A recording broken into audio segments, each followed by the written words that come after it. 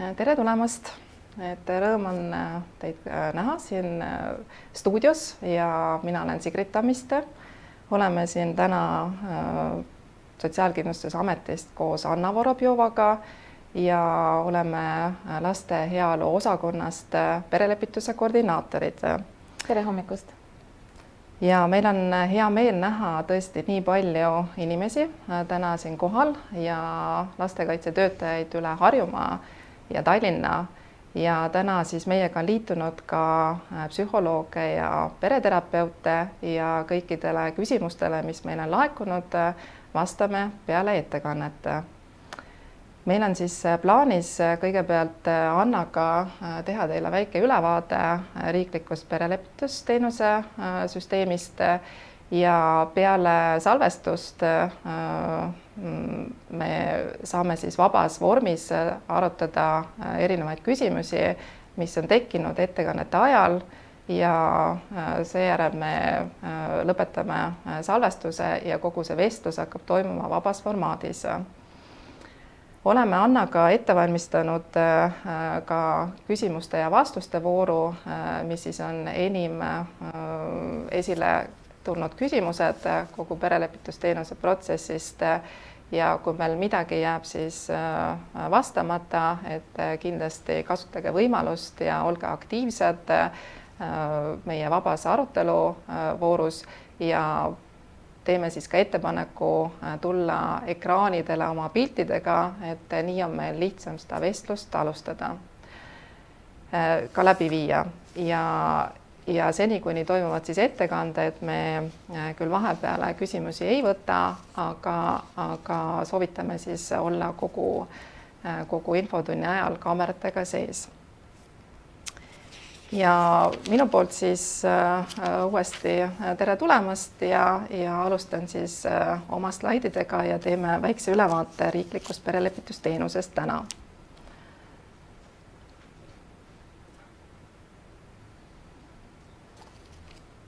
Nii. Tänasel kohtumisel on meil siis eesmärk vastata küsimustele, milles seisneb riiklik perelepitusteenus, milline on Sotsiaalkindlustusameti perelepituskoordinaatori roll ja kuidas peresid teenusele suunata. Ajaloost siis nii palju, et tõepoolest perelepitusteenus on juba 1997. aastast teada, aga eraturul siis oli kättesaadav.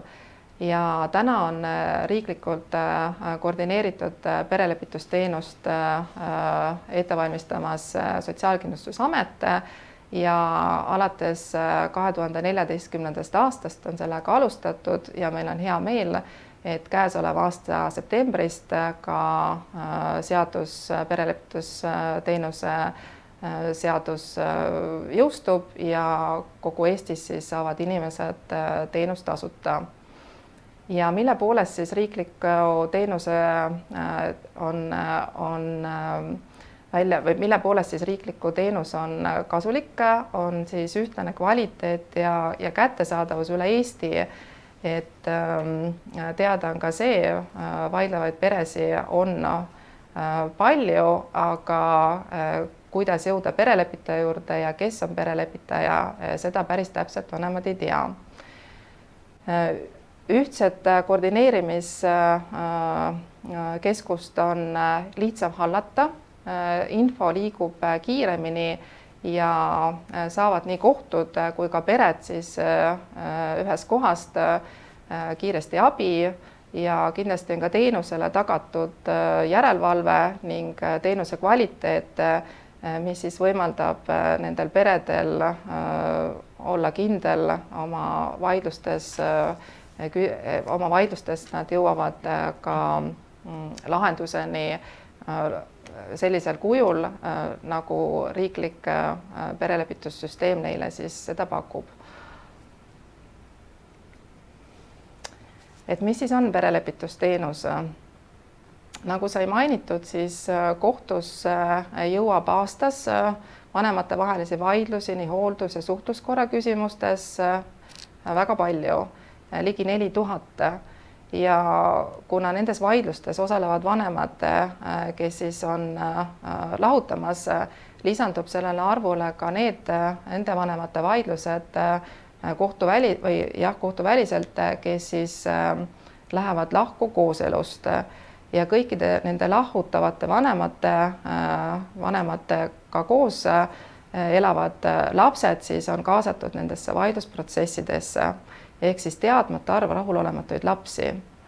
Ja Sotsiaalkindlustusameti kaudu saavad täna elatisabi 5000 üksikvanemat ja kohtusse jõuab ainult jäämäe tipp kõikidest nendest vaidlustest, mis siis käivad elatise üle või siis ka suhtluskorra teemade osas. Ja kohtumenetlus pole alati sihtgrupi jaoks tõhus, et see on väga pikk ja kulukas protsess ja kohtulahendid võivad teinekord olla väga jäigad, kuna kohtunik lähtub ainult ühest konkreetsest teemast, aga perelepitus sisenedes saavad vanemad siis ise valida, milliste teemadega nad tegelevad ja kuidas nad selles kokkuleppemenetluses omavahel neid küsimusi lahendavad. Kui vanemad jõuavad kohtusse, siis on ka teada see, et konfliktsus tegelikult suureneb, kuna vaidlused kohtus on pikaajalised ja mõjutavad nii nende lapsi kui ka vanemaid pikaajalised, mis võivad kaasa tuua siis laste erinevad vaimse tervise probleemid ja ka vanemast võõrandumise. Ja lastel võivad siis suureneda tänu nendele vaidlustele erinevad tervisega seotud mured, võivad tekkida õpi- ja käitumisraskused kuni siis riskikäitumiseni välja ja ei ole ka vähe teada sellised juhud, kus siis mõlema vanema puhul on siis lapsed ei soovi enam kummagi vanemaga häid suhteid luua. Ja nii nagu sai mainitud, et riiklik perelepitusteenus on käesoleva aasta septembrist kättesaadav kõikidele Eestis ja see teenus on tasuta. Rakendusakt hakkab siis 1. septembrist kehtima ja Sotsiaalkindlustusamet on lepitusorgan, mis siis tähendab lepitusseaduse tähenduses kogu selle perelepitusprotsessi korraldamist, ühtlasi ka koolitamist ja järelevalvet, et tänase seisuga on meil siis 3 koolitusgruppi planeeritud riikliku perelepistussüsteemi. Ja hästi oluline on, et mõlemad vanemad selles perelepitusprotsessis oleksid vabatahtlikult nõus teenusel osalema ja meie prognoos on selle teenuse kättesaadavus siis ligi 3000 perele aastas. Ja pakume siis tõesti ühe vaidluse kohta kuni 5 lepituskohtumist ja teinekord võivad siis vanemad jõuda kokkuleppele varem ja mõjuval põhjusel on võimalik ka lepitusmenetlust pikendada. Aga vaatame siis lähemalt, et kes on riiklik perelepitaja. Mainisime juba koolitust, mida siis Sotsiaalkindlustusamet on alates eelmisest aastast läbi viinud ja meil on lõpetanud 1 koolitusgrupp Tartus, teine grupp on lõpetamas Tallinnas ja 3. grupp alustab juunis ja on mõeldud siis venekeelsele elanikkonnale, ehk siis kokku on meil aasta lõpuks 60 väljaõppe saanud perelepitajad. Aga selleks, et saada riiklikuks perelepitajaks, ei piisa ainult koolitusest, vaid tuleb läbida eksam. Ja eksamile saavad siis tulla ka need perelepitajad, kes on varasemalt lõpetanud 160 akadeemilise tunni ulatuses perelepituse baaskoolituse ja omavad siis kõrgharidust ja neil on olemas siis täidetud vajalikud nõuded, mis meil on Sotsiaalkindlustusameti perelepitusteenuse kodulehel välja toodud ning see võimaldab siis tulla juba juunis, 7. juunil eksamile ja võrdselt riiklikus perelepituse väljaõppes olevate perelepitajatega taotleda siis kvalifikatsiooni teenuse osutamiseks. Ja perelepitus pole teraapia, aga võib mõjuda kui teraapia. Vaatame lähemalt. Mis on perelepitus? Perelepituse puhul partnerlussuhe küll lõpeb, aga vanemlik suhe jätkub. Perelepitusteenusele saavad tulla 2 vanemat, ema ja isa, kellel on alaealised lapsed ja nad on kas lahku läinud või lahku minemas ja neil on siis vaidlusküsimused, millest nad ei suuda ise kokkuleppele jõuda. Ja siin on näha ka perelepitusteenuse etapid, et kuidas vanemad teenusele sisenedes jõuavad kokkuleppeni. Eelkõige perelepitaja valmistab protsessi ette ja hästi oluline on ka see keskkond, ruum, kus perelepitust läbi viiakse. Selle jaoks perelepitaja loob kontakti mõlema vanemaga, lepib ühise aja ja räägitakse siis läbi, millised on reeglid ja kuidas perelepitusprotsessi läbi viiakse. Mõlemal vanemal on võimalus kirjeldada oma vaatenurgast olukorda ja ühiselt leitakse teemad, mille üle siis hakatakse arutlema. Ja kui on huvid välja selgitatud ja on võimalus siis neid lähemalt uurida ja vaadata, siis jõutakse ka kokkulepeteni, kui mõlemad vanemad on leidnud neile sobiva lahenduse. Teinekord võib juhtuda, et perelepitusprotsess ei lõppegi edukalt. Näiteks loobub üks osalejatest. Sellisel juhul nimetame perelepitusprotsessi edutuks ja on võimalik, et ei jõuta ka kokkuleppele näiteks peale 5 seanssi, kuna vanemate vaated on niivõrd erinevad ja nad loobuvad selles protsessis osalemisest. Aga kui protsess lõpeb edukalt, sõlmime kirjaliku vanemluskokkuleppe ja sellise kokkuleppe puhul siis on võimalik vanematel tagada endale ka täitemenetlus läbi siis kohtutäituri või siis kui tulevad näiteks kohtust need suunamised, et seda kokkulepet ka hakatakse järgima. Ja kindlasti ei tähenda see kokkulepe seda, et enam kunagi uusi läbirääkimisi ei tule, ikka tuleb.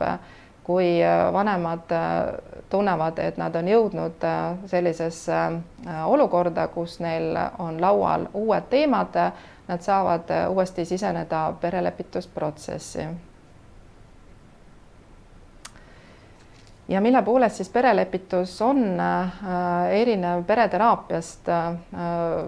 Perelepitus on neutraalne, kus siis kumbagi vanemat kuulatakse võrdselt ja soovitakse leida lahendusi oma lastega seotud vaidlustes.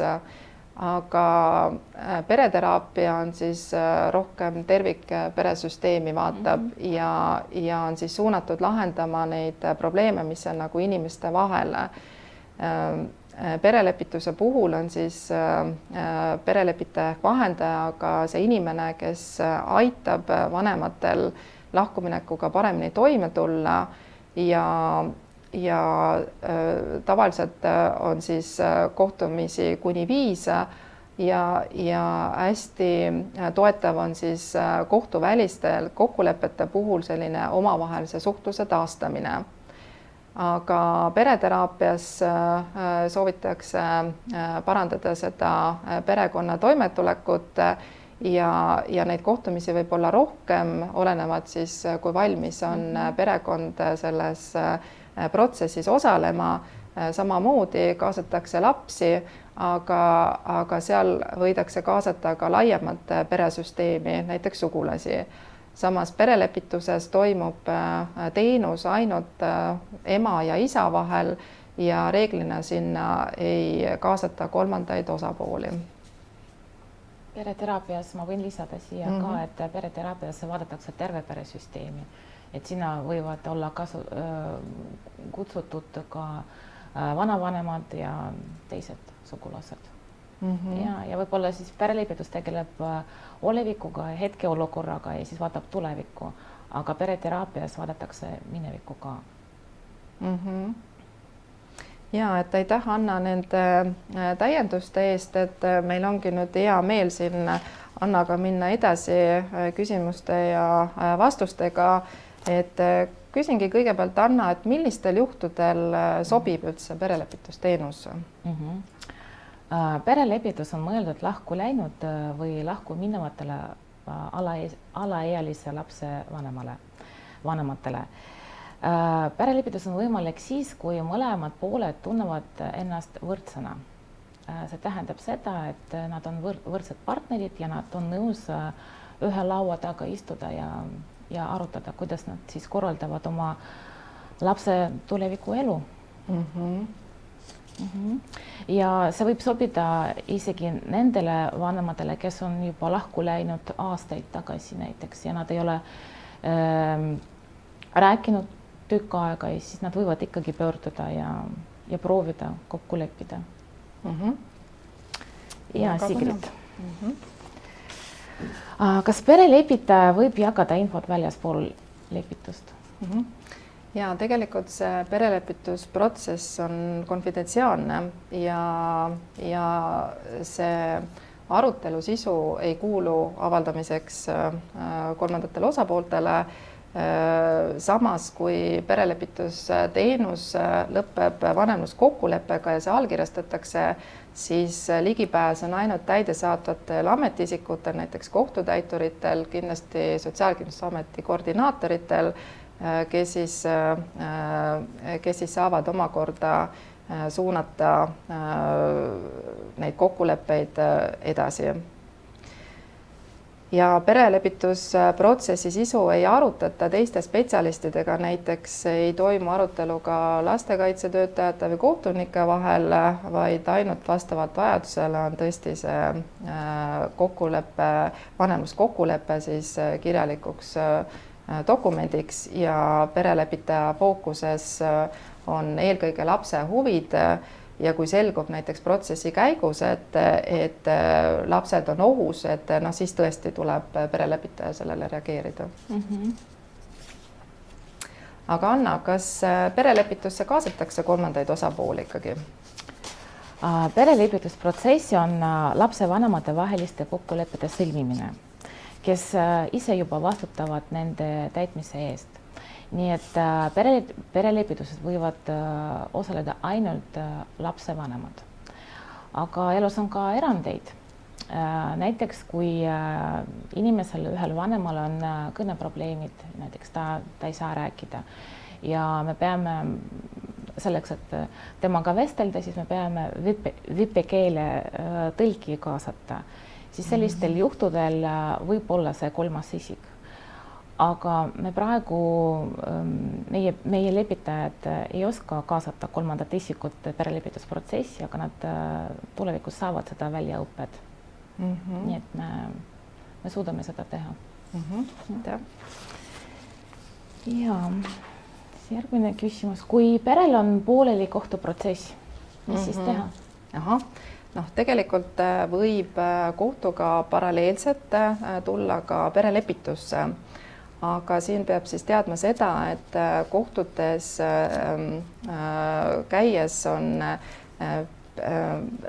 mõlemal vanemal siis konfliktsuse aste päris kõrge ja me hästi soovitame hoida siis perelepitusprotsessi vähemalt teatud vaidlusküsimustes eraldi, noh näiteks kui perel on vara teemadel seal vaidlus, siis samal ajal ta võib perelepitusteenuses olla suhtluskorra küsimuses, et need ei välista üksteist, aga me hästi siis soovitame, et pere alustaks sellist omavahelise suhtluse taastamist läbi perelepitusprotsessi. Rahumeelselt. Rahumeelselt, just. Ja millistel juhtudel, Anna, näiteks perelepitus üldse ei sobi? No perelepitus ei sobi siis, kui vanemad ei tunne ennast võrdsena. Näiteks lähisuhte vägivalla puhul, kui vanemate vahel on olnud või kestab lähisuhte vägivald ja üks vanem tunneb, et ta on mõjutatud, ta ei saa vabalt oma arvamust väljendada või tema on kuidagi vaimselt mõjutatud teise vanema poolt, siis et need osapooled ei ole ühesõnaga võrdsed ja siis perelepitus kindlasti ei sobi. Ja on erijuhud, kui näiteks üks lapsevanem oma vaimse tervise tõttu ei suuda kaasa rääkida või ta on näiteks depressioonis, siis see ei ole ka perelepituse lugu. Nii et peab vaatama teisi võimalusi kõigepealt ja siis kas vanemaid taastama ja alles siis, kui vanemad on valmis tulema koos ühte ruumi ja kokku leppida, siis ainult siis võib perelepitust korraldada. Selge. Milliste teemadega tegeletakse perelepituses?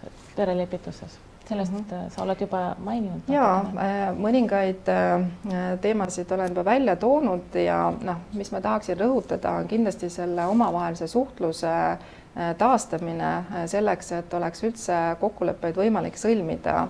Ja mõnikord ei ole vanemad väga pikalt omavahel rahumeelselt suhelnud, eriti kui taustal on kohtumenetlusprotsessid, mis on väga kõrge konfliktsusega. Ja seadusest tulenevalt võivad siis perelepitusteenuse vaidlusteemadeks olla nii suhtluskord kui ka elatisabi ja sagedasti on elukoha küsimused, võivad olla siis laste haridusega seotud küsimused nagu koolivalik, lasteaiavalik või siis huviringid ja sageli vajavad lepitusprotsessis lahendamist ka erinevad kokkulepped kasvatuslikes küsimustes, sest tõepoolest, kui perekond läheb lahku, võivad tekkida uued kaaslased, tekivad uued peresüsteemid ja võivad siis kasvatusstiilid olla erinev päevakava ja kui vanemad tunnevad, et nad sooviksid nendes küsimustes tagada lastele sarnaseid kokkuleppeid, siis see on kindlasti koht, millega perelepituses tegeleda. Anna, kas perelepitus on kättesaadav üle Eesti? Jah, lühike vastus on jah. Suurtes linnades ja väga paljudes kohtades üle Eesti, igas maakonnas tegelikult teenus on juba kättesaadav ja alates 1. septembrist pakume teenuseid igas linnas, kus on kohtumajad, igas kohas, kus on kohtumajad. Hästi, aga vaatame siis lähemalt, et kuidas siis vanemad jõuavad perelepitusteenusele. Jah. No niimoodi näeb välja perelepitusele jõudmise teekond. Vanemad võivad pöörduda perelepitusse ise või võivad tulla kas kohtu kaudu või kohaliku omavalitsuse lastekaitse kaudu. Tegelikult on praegu 3 võimalust. Kuidas see käib? Kui vanem pöördub ise, siis tavaliselt ta helistab meile koordinaatoritele või kirjutab meie üldmeilile perelepitus@sotsiaalkindlustusamet.ee. kas üks vanem kirjutab, et ma tahan oma eksabikaasaga kokku leppida, kuidas me kasvatame oma lapsi, või nad juba mõlemad kirjutavad, üks vanem on näiteks kirjakoopias, et me otsustasime, et me tahame tulla, siis meie võtame selle pöördumise vastu ja teisel etapil me hakkame otsima sobiva perelepitaja. Sobiv perelepitaja on see inimene, kes valdab näiteks juriidilist teemat rohkem, et kui vanemad tahavad just nimelt juriidilises küsimuses rohkem nagu tugi ja toetust, siis me leiamegi sellise perelepitaja, kes oskab võib-olla nendele küsimustele paremini vastata. Ja siin on ka tähtis keelevalik ja koht, kus lepitaja töötab, tema piirkond. Nii, järgmisel etapil me saadame vanemate kontaktid lepitajale ja lepitaja juba ise võtab perega ühendust. Tavaliselt see käib meili teel. Nad lepivad kokku ajas ja kohas ja siis kohtuvad ja toimubki perelepitusseanss. Ja nagu oli juba mainitud, keskmiselt neid kohtumisi on kuskil 5, aga mõned võivad 2 või 3 kohtumisega hakkama saada. Nii, ja kui vanemad lõpetavad perelepituse seanssi, siis kas nad saavad kokkuleppe kirjalikult ja kui nad ei saa kokkuleppele mitte kuidagi, siis nad lihtsalt saavad kinnitust, et nad on käinud perelepituses ja lepitaja saadab meile kokkuleppe ja kinnitust, et perelepitus on lõppenud. Nii et kui näiteks me räägime sellest, et kui kohalik omavalitsus suunab perelepitusse, siis ta võib seda teha meie taotlusblanketil. Me peale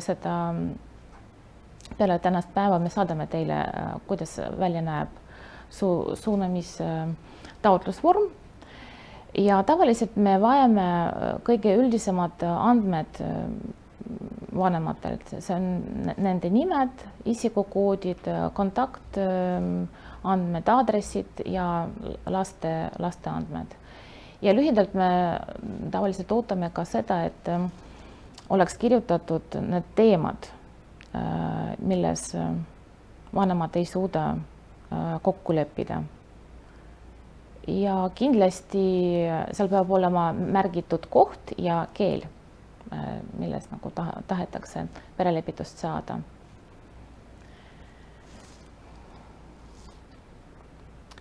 Ja sellest ma olen juba rääkinud.